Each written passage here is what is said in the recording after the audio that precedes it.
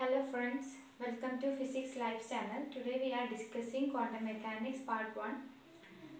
This is discussing about the CSIR net physics portions. For quantum mechanics it is an important subject. Here first of all, what do you mean by space translation? Space translation in which the Hamiltonian, which is constant for if you translate one space to another. So if you consider x plus a position and x position, the Hamiltonian should be same for both. And if you considering the space rotation, you can consider the matrix, that is cos theta sin theta minus sin theta cos theta. So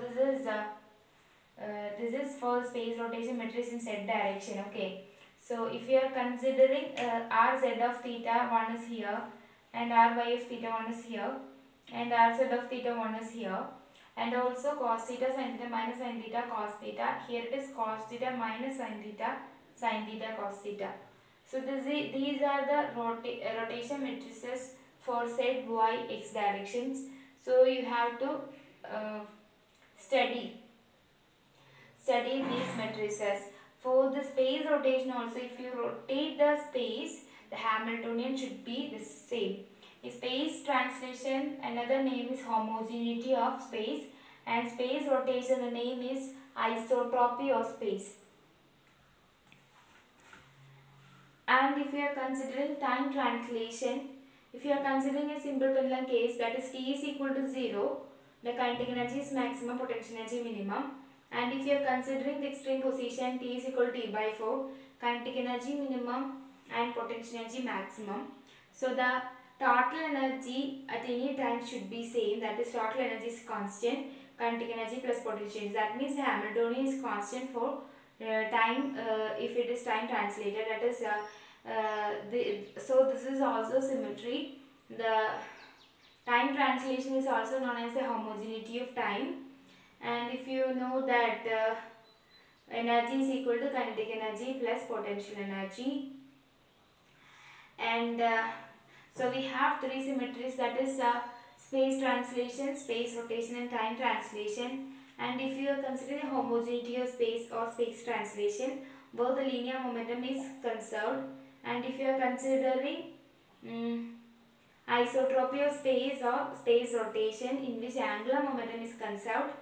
And for if you are considering homogeneity of time or time translation, in which total energy is conserved. So these three statements are followed by an initial frame. So initial frame is a space which follows, which agrees with these three symmetries and three conservations. So the space is known as initial frame. And so this is all about the symmetries. And if you are considering a symmetry, there should be a quantity, physical quantity should be conserved. So this is also important, that is if you are considering a homogeneity of space, linear momentum is conserved, isotropy of space, angular momentum is conserved, and homogeneity of time, that is total energy, is conserved. The frame is known as initial frame, which follows these three symmetries and three conservations. Okay. So you have to by heart the three rotation matrices, that is rz of theta, ry of theta, rx of theta. There is some change only in direction of y axis, that is cos theta minus sin theta. In x and z direction, that is cos theta sin theta minus sin theta cos theta. And one is for rz of theta, that the positions are also easy to remember. Okay.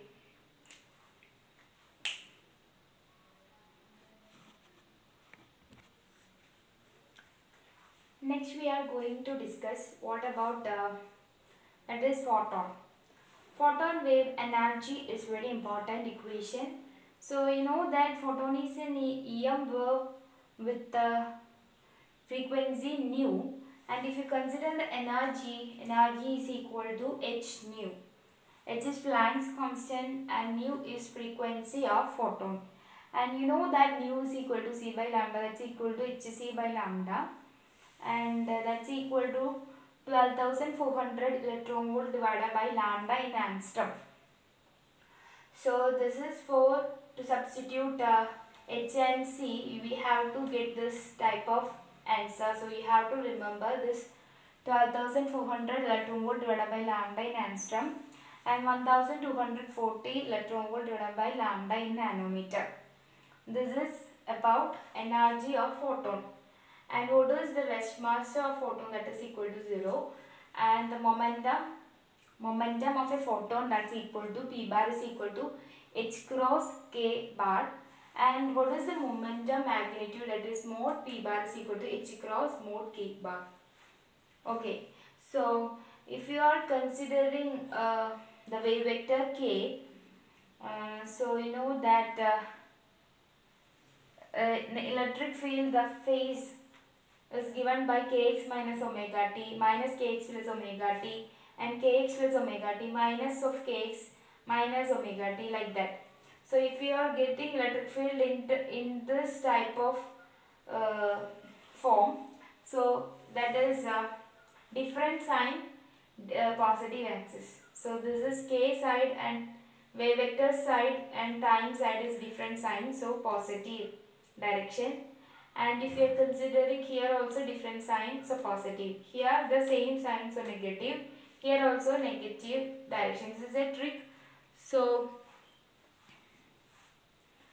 consider this question in which the electric field is given by E is equal to E0 cos Bx minus omega t. So here the phase is given like this. So different signs, so wave vector is here. So that is B x cap, that is positive because different sign. And if you are considering the electric field like this and you have to find the wave vector, so here T side is positive, here also positive, so same sign. Same sign means negative direction wave vector, so negative of 3x cap plus 4y cap. And if you are considering this question, here the electric field vector is given and we have to find the momentum. So here E is equal to E0 cos phi kx minus omega t z cap, and we have to find the magnitude of momentum P bar. So here H cross K bar, and K bar is equal to phi k x cap because different sign. So here positive side and magnitude of that phi k and modulus of magnitude, that is H cross phi k or 5 H cross k. That is the answer.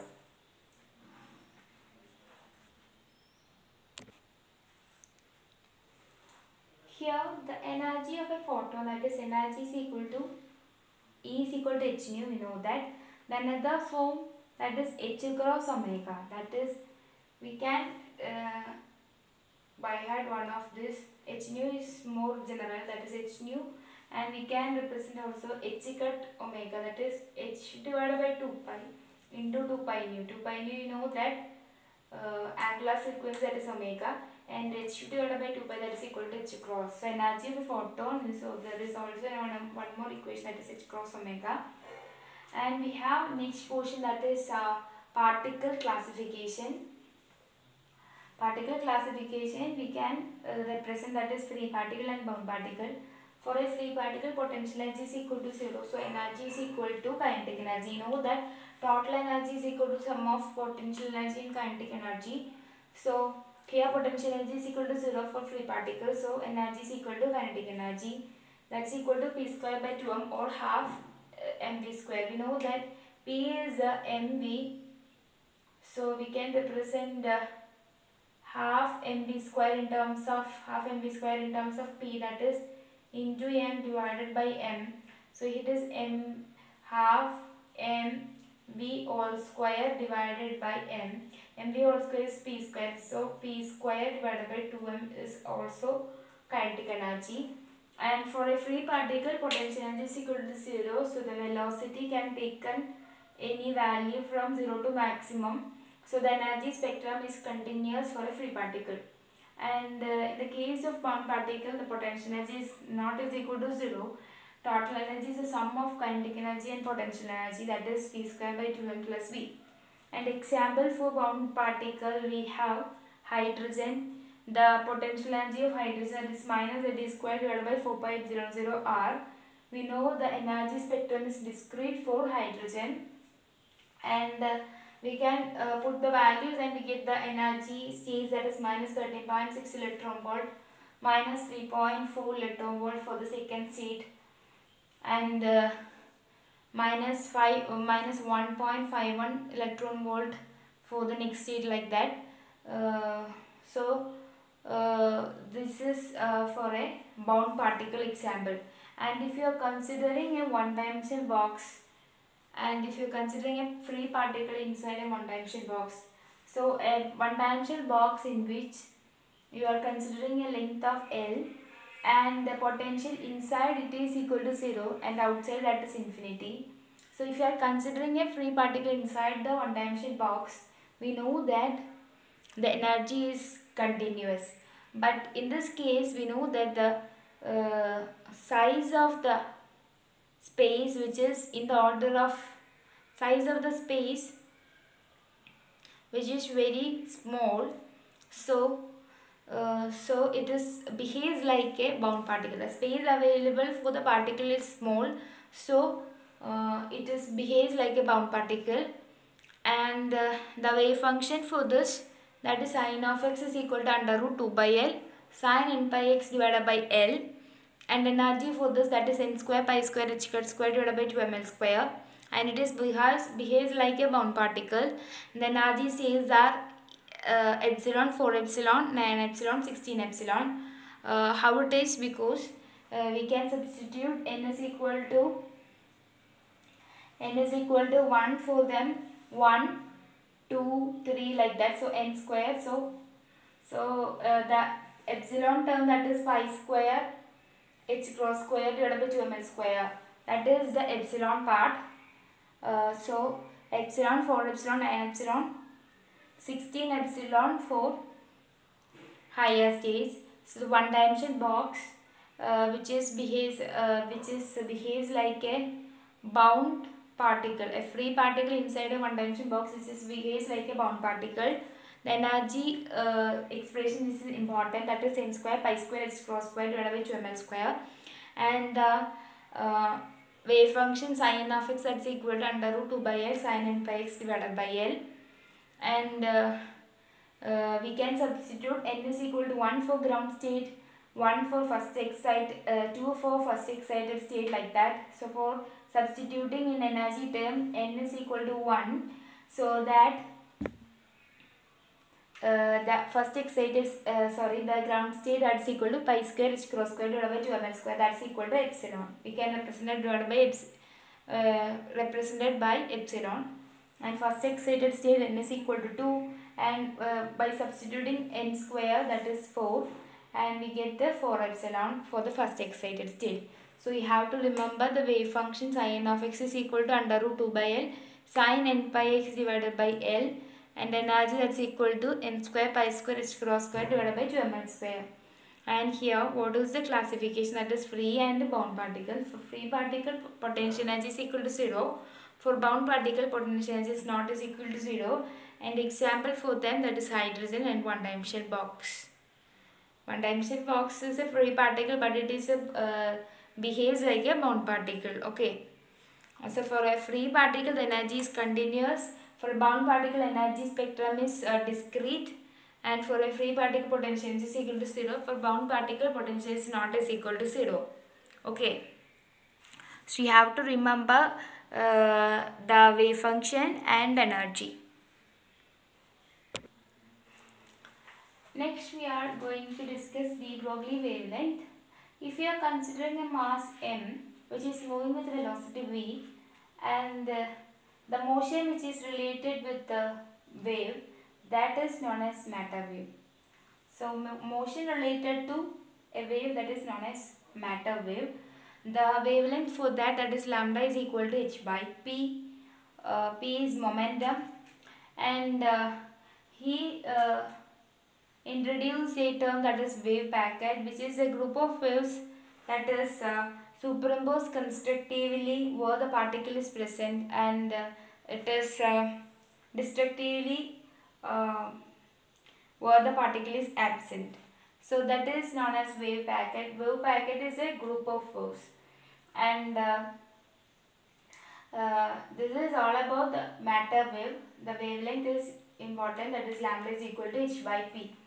And if you are considering a light, that is radiation, we have Newtonian theory and Huygens wave theory. Newtonian theory which is related to matter, and Huygens wave theory about wave. So here we can say that is the radiation also have a dual nature, matter have dual nature. Okay, so this is very important for this, that is lambda is equal to h by p. And today the sections covered, that is space translation, in which the linear momentum is conserved, space rotation, angular momentum is conserved, time translation, in which total energy is conserved. We are discussed already about the simple pendulum, and what is photon, energy is equal to E is equal to h nu, and photon rest mass equal to 0, and we find what is the wave vector and a trick about that, and we are discussed the particle classification as free particle and bound particle. That is, free particle have potential energy is equal to 0, and bound particle have potential energy is not is equal to 0. And the example, one dimension box, that a free particle in a one dimension box which is behaves like a bound particle, and its the wave function which is important, sin of x is equal to under root 2 by L sin n pi x divided by L. And also the energy En is equal to n square pi square h cross square divided by 2ml square. And next at last, that is the de Broglie wavelength, lambda is equal to h by p. Thank you for watching.